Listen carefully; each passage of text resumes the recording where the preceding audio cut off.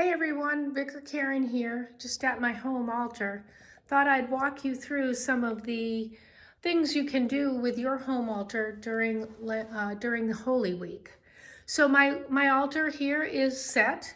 I have my dry branches. I don't know if you can see, but there are prayers woven into them on ribbon.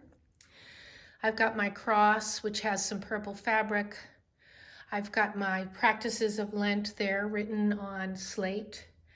The shell and the plate of rocks is to symbolize the baptismal font. That little box behind it, well, that's where I've put away my Alleluias. So this coming Sunday is Palm Sunday, and Palm Sunday, the people in Jerusalem cut branches from palm trees. Well, I don't have any palm trees in my yard, so I've cut some evergreen branches that I'm going to add to my altar to symbolize that action of cutting branches and laying them at Jesus' feet. So there they are. And I will leave those branches there as a reminder of Jesus' triumphal entry into Jerusalem until Maundy Thursday, which is the day that traditionally we strip the altar. And that sounds complicated, stripping the altar, but let me just show you what that means. It means that we remove everything from the altar except the cross. And we do that because we are entering into the most solemn of the days, Maundy Thursday into Good Friday and Holy Saturday.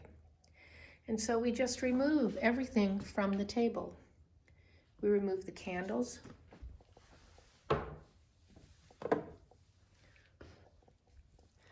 I'm going to remove all of my greenery and my dried branches. And I'm going to take the curtain with me, apparently.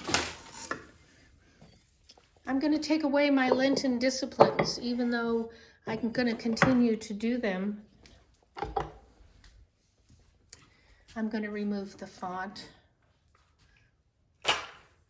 I'm going to remove my Alleluia box. And so here is my table, stripped. And the table will remain this way until Easter morning. And in Easter morning, when you come to worship, some of you will be there in person. The altar will be back in, dressed as it were. The candles will be back. My Alleluia box, well, on Easter, it's going to be open because we've let the Alleluias back out. I'll have the font because the font reminds me of my baptism and Jesus' life, death, and resurrection. And I know that there's going to be flowers on the altar. So I went out and I picked some of my early tulips from the yard. Not tulips. I'm sorry, all you gardeners out there. Daffodils. They're bright and cheerful.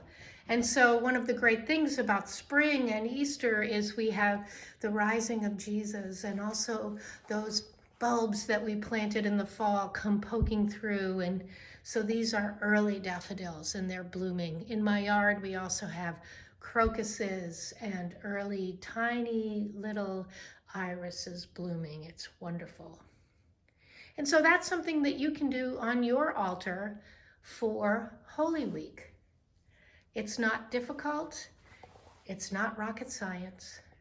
Just a way to kind of follow along in the traditions of the church for this Easter season. I really look forward to in-person worship on Easter as long as the metrics hold. Remember, we have a Easter Bunny drive-through where kids can wave and say hello to the Easter Bunny and get some filled eggs. And on the way out, you can get some palms to celebrate Palm Sunday at home. And then on Saturday from 9 till 5, In 15-minute intervals, the sanctuary will be open for contemplative, meditative prayer. And then Sunday morning, we look forward to seeing you all. We're having 2 worship services. You can sign up on Church Center for all of those events, or you can call the office.